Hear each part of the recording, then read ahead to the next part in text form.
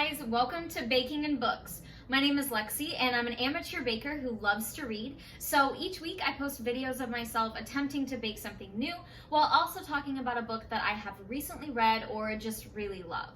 I do apologize for my absence last week, just in case you missed my video before that. We were moving, you can tell we're in a new space, and it was super hectic and I just did not have time to record a video. So I apologize, but hopefully we're back on track. The good news is that I did get a chance to catch up on my reading because of course that's super important. So I did not let that fall while we were moving. So if you did watch the last video about my Harry Potter movie review and you weren't super into it, the good news is that I shouldn't have to do that, at least for a while, because I'm a couple books ahead of myself now. So fingers crossed that we can just talk about books for a while. Today I'm going to be making an apple pie, which, disclaimer, I have made before. I made it last weekend and I was kind of in a hurry. So I wanted to try it again because I wasn't super thrilled with it. It tasted okay. My friends said they liked it, but to be honest, I felt like the recipe used way too many apples and it just didn't have enough good solid apple pie flavor. Like it was just cinnamony apples, which isn't necessarily a bad thing, but for me personally, I want it to be like gooey apple pie. That's what I really want. And of course I want to practice my decorating as far as everything goes on top of it. So we're going to be doing that today. We're also going to be talking about Home by Julie Andrews. This is a new one because I don't typically do autobiographies. In fact, I don't typically read autobiographies. But if it's somebody that I'm really interested in or other people said it's really good, then I might give it a try. And I love Julie Andrews. I mean, she is the queen of performance. She is just like an absolute legend. If you're not sure who this is, I am judging you a little bit, but I'm going to try not to. I'm going to try to nicely educate you. You probably know who she is, you just don't know her name. You might recognize this picture a little bit more from when she's a little bit older, but Mary Poppins, Sound of Music, and if you're in my generation, the Queen from the Princess Diaries movies. So yeah, we're talking about a major legend here. So this is actually the first of two books, and I'm currently reading the second one, so we should have that in a couple of weeks. And so this is a memoir of her early days. And then the second one is sort of a memoir of her Hollywood years. So this is kind of like her early life, beginning on Broadway, getting into film kind of thing. So it was a really interesting book and I'm excited to share it with you guys. This is an experimental video, I'm not gonna lie to you. Being in a new kitchen with a new setup, I might not have everything quite figured out. So far I like the layout, not sure how the sound or video quality will come because the camera's a little further away from me than I'm used to, but we're gonna give it a try. I just apologize in advance if it's a little sloppy or it doesn't add up to your standards, or mine, I guess. All right, so disclaimers aside, let's go ahead and get started. So the first thing we have to do pie-wise is I'm gonna pre-bake my bottom pie shell a little bit so that it'll have a nice well-rounded bake to it. I didn't do that with my blueberry pie because I was instructed not to, but I did not like the way that it turned out, so I'm definitely gonna do that this time around. So we're gonna wait on that for a minute until my oven's heated up, then we can pop that in for a little while. But let's get started talking about the synopsis of the book while I peel and cut my apples. Okay, so like I said, this is a memoir of Julie Andrews' early life. So it starts with her being a kid and it goes all the way up until her offer to start filming Mary Poppins.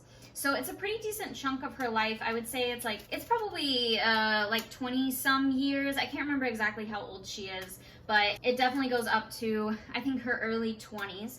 And so it covers obviously her childhood, her parents, her performance when she was younger, learning how to, sing and her voice coaching that she did. And then of course it goes into her Broadway years and learning how to really get into the acting side of things, all of that good stuff. So it was a really interesting read.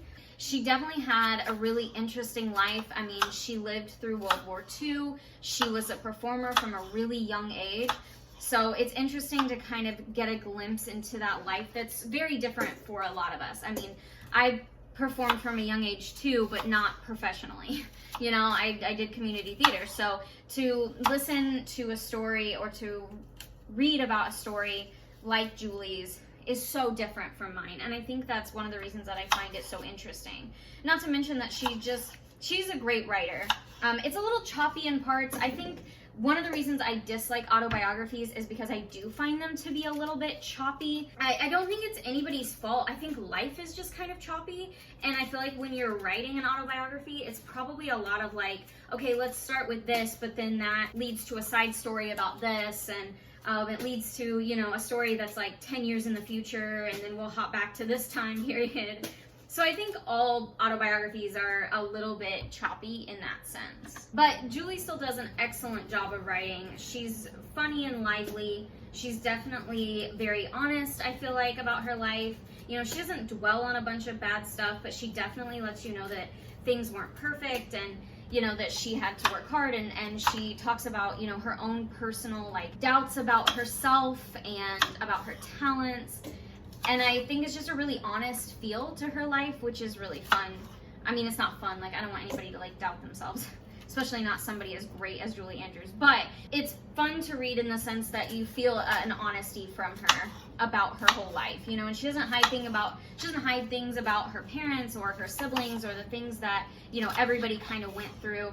And so it's a really honest feeling to a story. It's something I definitely highly recommend, especially, you know, if you are a Julie Andrews fan, which you totally should be. Again, no judgment, but like, you totally should be. She's a legend. So if you are, I would recommend this book. And I think that everybody would really enjoy a little read of getting to know Julie Andrews a little bit better. So at this point, I'm gonna go ahead and go a little bit deeper into the story.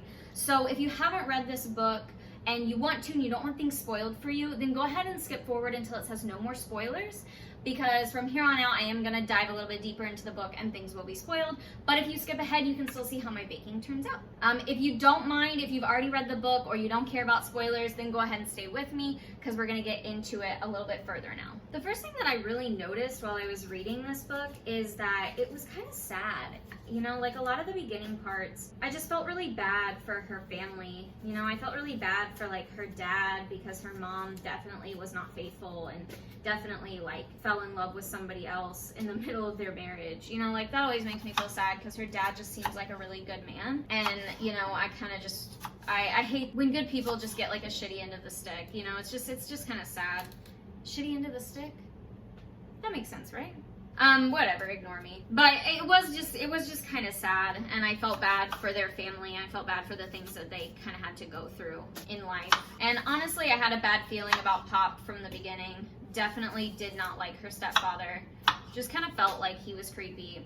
And I hate that, because like a lot of stepfathers and stepmothers are just like phenomenal people. Like they just really step up and give these children that extra bit of love that they really need. But it does kind of suck when you have somebody who just like maybe wasn't really meant to be a parent in general, and so when they're trying to parent somebody else's kid, like it's just not so good. But I don't think he was much good with his kids either, so I think it was just he wasn't meant to be a parent.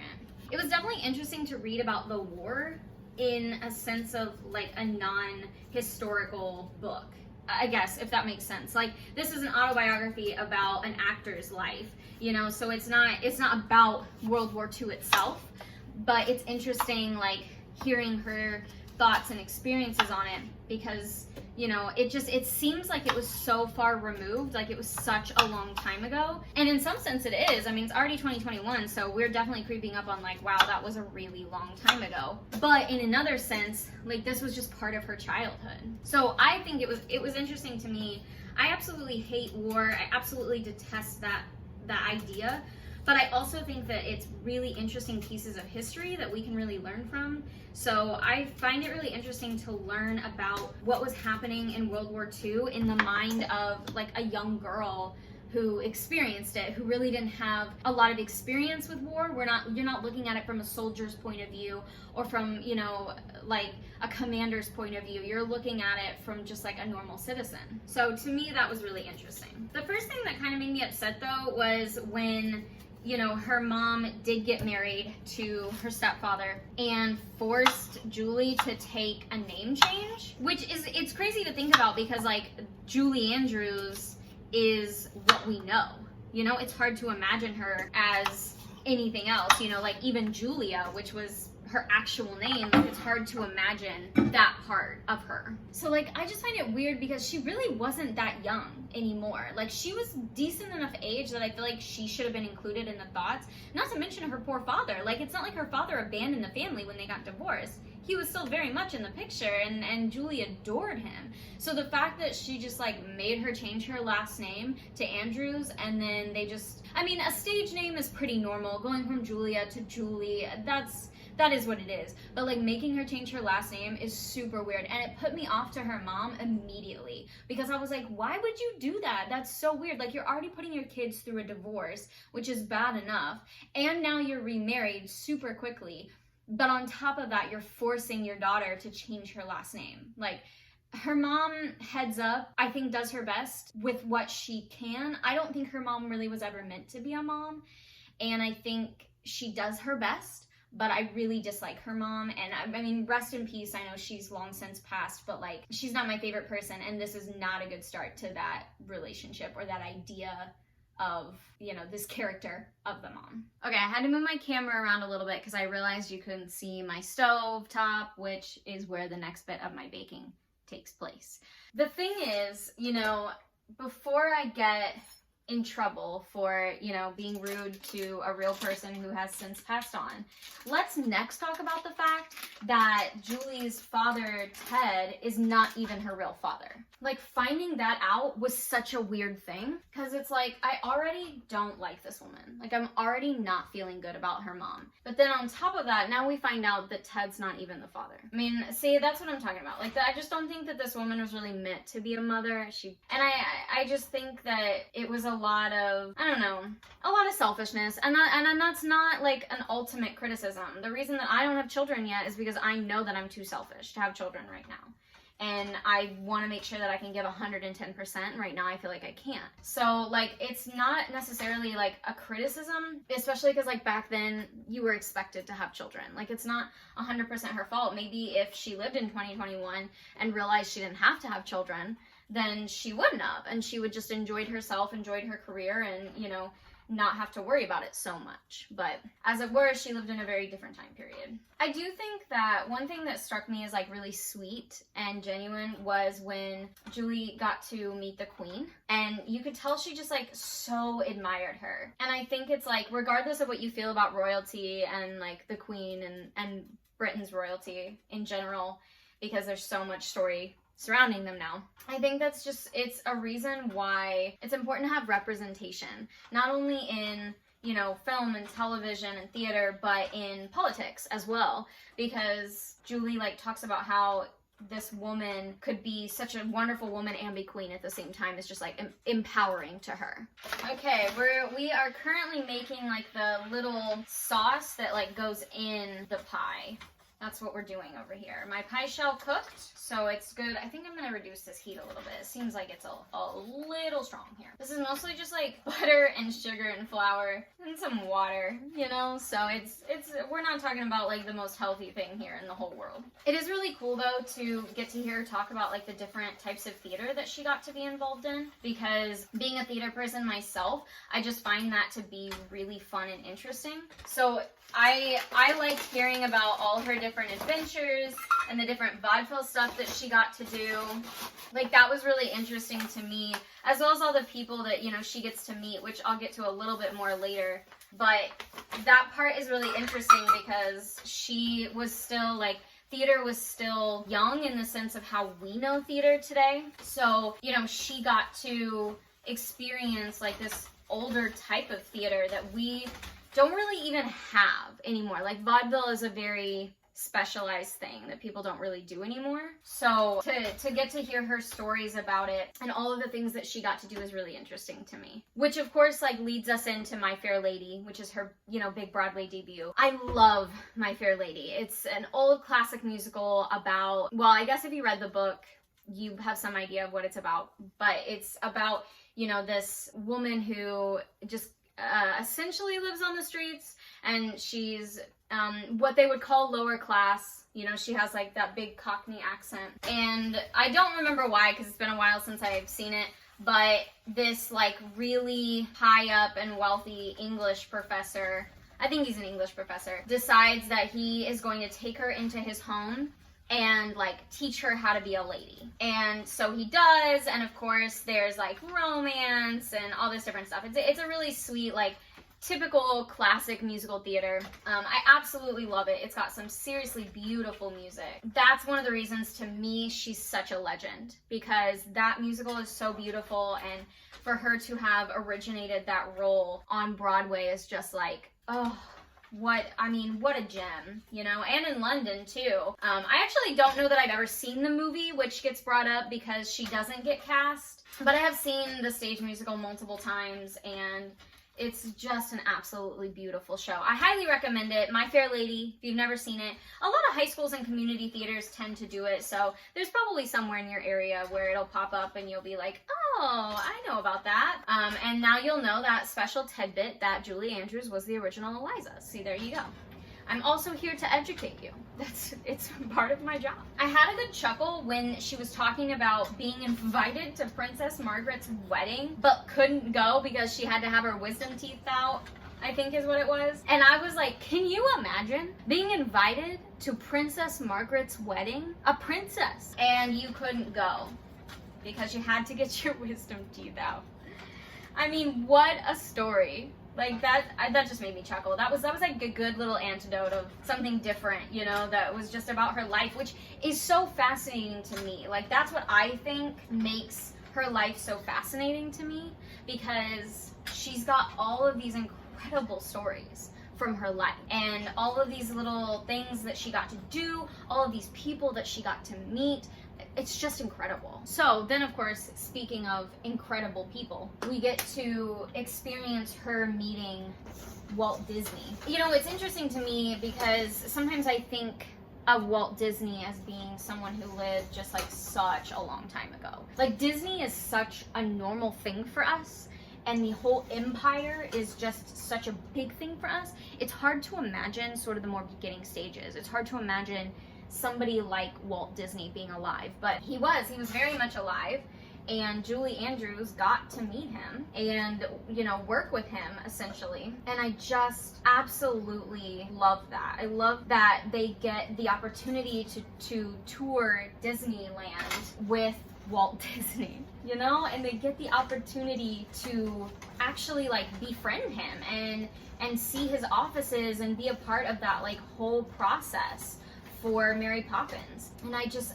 absolutely adore that. I just think it's so interesting and fun. And I love the idea of Walt Disney, and she speaks highly of him, you know, which is kind of nice. Like if she spoke badly, I would feel bad, you know. Like I know a lot of people have things against Disney because it is such an empire at this point, but sometimes you just gotta let people be happy, you know. It's a sucky world, just let people love Disney.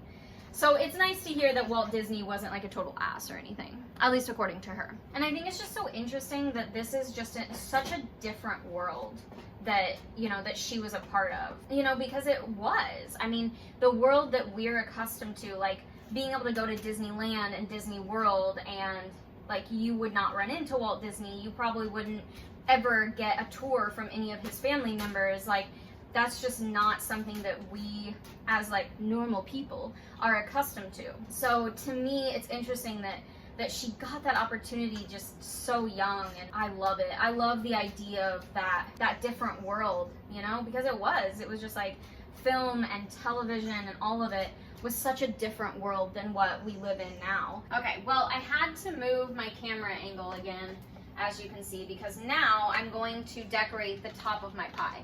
I like the way that it's looking so far.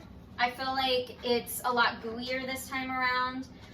It's definitely still gonna be like full of apples, but I think it's gonna be a lot better. Okay, so this is the trick that I did when I was making my blueberry pie. I had my other pie crust and I just smushed it all together, and now I'm gonna roll it out and see if I can get like some good thin pieces and straight lines. I actually might need to do this just like directly on the surface and get some flour. Okay, let's try this like that. I think it'll be a lot easier. I still don't have like a ton of space, but I do have a little more counter space in this apartment, which is super nice. I think that's where I'm going to wrap it up as far as the story is concerned. But if you had anything else that you thought was really interesting, let me know in the comments. And if you haven't read this and the things that I've talked about are intriguing, I mean, I recommend it. Like I said, I'm not a huge autobiography kind of person. That's just not really what I find entertaining. Because you guys know me, I like to read fantasy. I like to read like murder mystery stuff, you know, the Stephen King kind of stuff. So to like sit down and read an autobiography is not really what I usually do and what I usually go for. But that being said, I think that if you're gonna read them, they need to be something you're really interested in, and this is something I was very interested in. Now I'm trying to see if these are gonna fit all the way across. They're not. Okay, well, we're about to do this again then, friends. I need long pieces to go over the top, so I'm gonna roll this out again and see if I can get some longer pieces. I'm just trying to coat all of my little pieces here with my egg wash. I have seen them do this on baking shows, so I feel confident that this is a good idea. And I didn't do this last time, so, ooh, it's messy. Ooh, it's very messy. Here we go, our pie is ready to go in. All right, if you left because of spoilers, go ahead and come back and join us. Our pie has gone in the oven and come back out, and it honestly is looking pretty good. I'll bring it up close so you can see it. Here it comes. So, I mean, it got a little crisp in some areas. It looks like a couple of the apples were maybe just like sticking up a little bit too much. But I think the design is a lot prettier than what I have done in the past. So I think we're good to go on that end. The patience definitely was a good thing. And I think the egg wash gave it a little more of like a crispy edge, I think, which will be kind of nice. So I can definitely still see more of the mixture that I made. So it should be nice and gooey. I'm gonna pull out my ice cream real quick because this is definitely something you want to eat with ice cream. Okay, let's go ahead and cut it open and see how this went. Okay, here it comes. Ooh, good and steamy and warm still. Okay, well it came out clean, so that's good. It's definitely falling apart a little bit right there, but I mean, I think that's to be expected. So I'll let you see cut up close. We've got tons of apples in there. Now this is the gooey thing that I was looking for that I missed last time I made it. So I think that by taking out 2 of the apples, it said 7 and I only did 5. And I think by doing that, it definitely made a huge difference. Okay, let's get a scoop of our ice cream. I don't want a ton because it's not a huge piece. Okay, I'm gonna taste it without the ice cream first. That seems to make the most sense, right? Oh yeah. This is exactly what I was going for. It's still definitely a little hot. I had to throw a tiny piece of ice cream in there because my tongue was burning. It probably needs a little more time to cool, but this is definitely what I was going for last time. A little less apple so that the sauce that you make actually still makes it feel like really gooey, and it's warm. The crust is good. I'm gonna try just like a little piece of the crust. It's definitely a lot nicer. I think I didn't do the egg wash last time either, and I think the egg wash made a big difference. Okay, I'm gonna try a bite with a little more ice cream. I mean, it's so good. I'm so proud of myself. It looks nice. Well, it doesn't look as nice anymore because I cut into it. But it looks nice. It tastes good. I mean, this is good. I feel good about this, and I think I'm getting onto something with pies. Thank you guys so much for joining me today. I would say this apple pie was a huge success. If you're interested at all in Julie Andrews, which you totally should be, this is a great book. I am really excited to share the next one with you guys as well, which will probably be in a couple weeks. But this was such an interesting book, all about her life and the early days of her career on Broadway and kind of getting into film a little bit. So I would definitely recommend this book. If you can, remember to shop local, and of course don't forget about your local library. If you cannot afford to buy this book, try to see if it's at your library. Libraries are amazing. If you have other book recommendations, I would be happy to take them. I'm always looking for new books. Also too, if you have any baking recommendations, I would love those as well. I'm always looking for new ideas, and I'm feeling pretty good about the way that my baking is going. I feel like I'm growing as a baker, so I'm definitely ready to take on probably almost anything you can throw at me. Maybe we'll try bread soon. That could be fun. If you had fun today, Please like and subscribe. I'm here for you every week, and it's always a little bit of a hot mess and maybe always a little bit of a success. So it's fun. Thank you guys for the time that you took to watch this. I really, really appreciate it, and I look forward to seeing you guys next time.